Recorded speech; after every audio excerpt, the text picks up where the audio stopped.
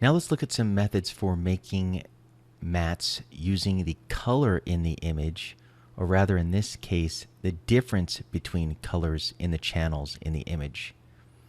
The most basic type of keyer for this is called the color difference keyer. In essence, all it really does is subtract channels from the main matte channel to find the difference between the channels. So the formula is fairly simple, and rather than doing it using the basic nodes that we already know, like min, max, add, multiply, etc., there's a node in Nuke called the expression node, or channel expression node, that can do this all using expression language. So the way it works is that each one of these channels selects where it's going to send. So this is selecting the red channel, and it will send to the red channel whatever the expression here evaluates to. The same for green, and the same for blue, and in this case alpha is enabled also. This little expression is run pixel by pixel. So let's look at a really simple example here. We're in the red channel, and let's say I want to make the entire red channel be solid. If I just type in 1, it will evaluate to make the entire red channel solid 1. Or if I make it 0.5, the entire red channel 0.5. If I want to invoke the red, green, or blue channel in my expression, the shortcut is to use the lowercase red, R for red, G for green, and B for blue. So I'm typing R in there. So now this channel will return the red channel just as it was, pixel by pixel. So let's do something simple here. I will multiply it by 0.5 and darken the red channel by 0.5. And you can see it darken the red channel by 0.5. So that's the basics of how the expression language works. It, of course, accepts all types of basic arithmetic, as well as calculus and trig functions that are defined in the documentation as well. We're going to use really basic math for our keyer here.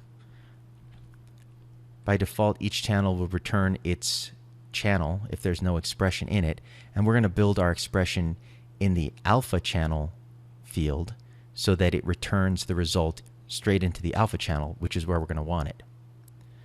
So the basic formula for a color difference key based on the green channel is green minus one or the other channel. In this case, let's take the maximum of either the red or the blue channel. So we'll view the alpha here, and you'll see what we got is something that looks like a pretty reasonable matte. Unfortunately, it's inverted. So let's take this opportunity here, since we can do this in the expression as well, to invert the matte by subtracting it from 1.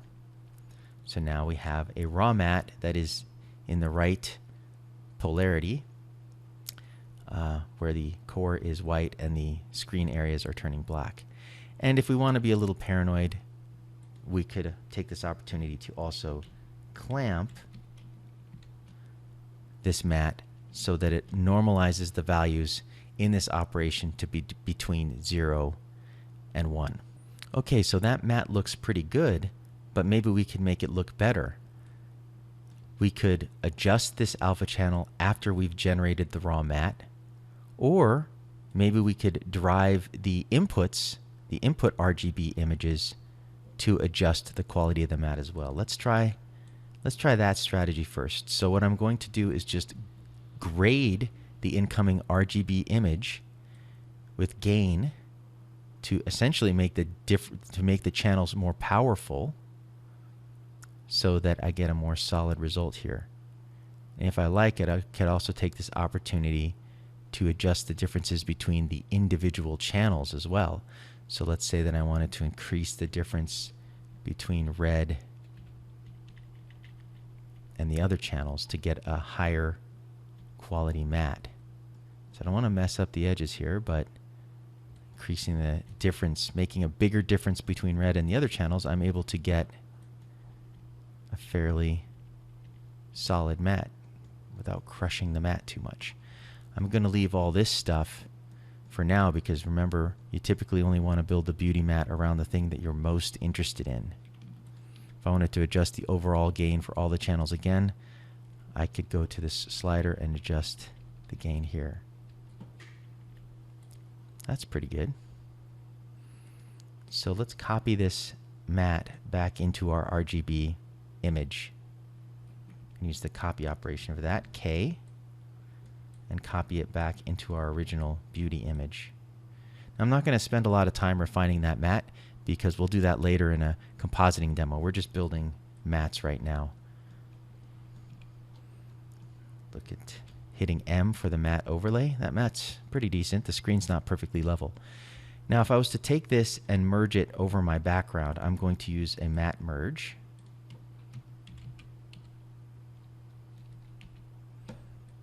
And we'll hide the matte overlay by hitting M again. Oops, M again. You can see that the green is still showing through the screen because it's all of the foreground is pre-multiplied against this green color. We need to screen suppress this background before we do our merge operation. So there's still a little bit more work to do before we can use this.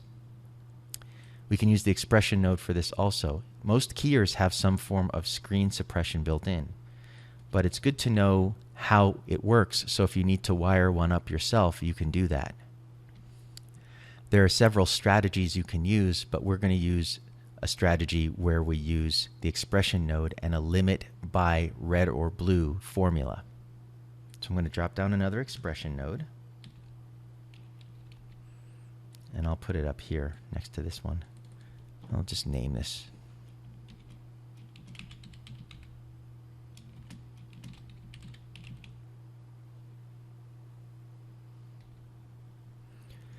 If we look at the image really quick, I'm looking at the red channel here, the green channel, and the blue channel.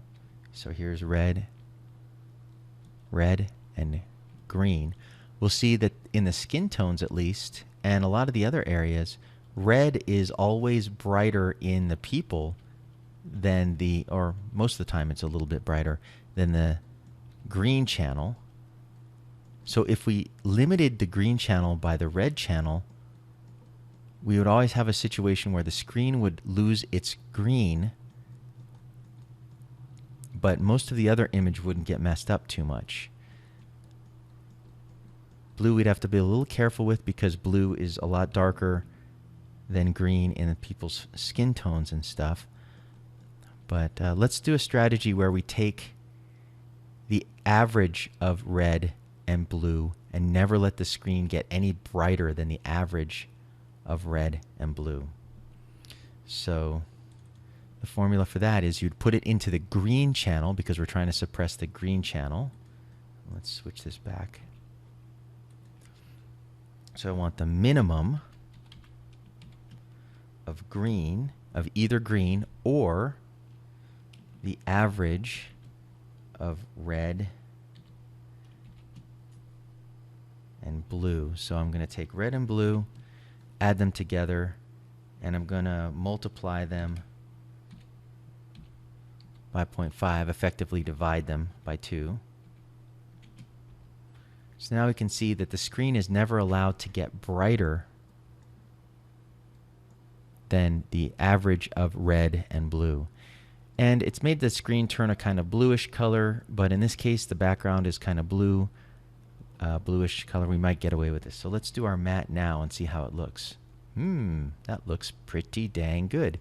Considering that this was made out of nothing but very simple expressions, which still needs some work in some areas, but considering the genesis of this matte and that no work at all has gone into really tuning it, this is not bad at all. We don't even have an inside and outside matte. So just wanted to show you this to see just how powerful simple channel math and hand rolling keyers and spill suppression can be in terms of producing a usable result. I know a lot of professionals that will use their hand-rolled screen suppression and spill suppression over the built-in suppression in nodes routinely. They don't monkey around with things that they don't understand and that they can't fully control. So they'll either hand roll expressions like this, or they'll use some of the other nodes I'm about to show you for doing screen suppression. So let's look at another strategy for making mats using color, and also another strategy for suppressing the screen.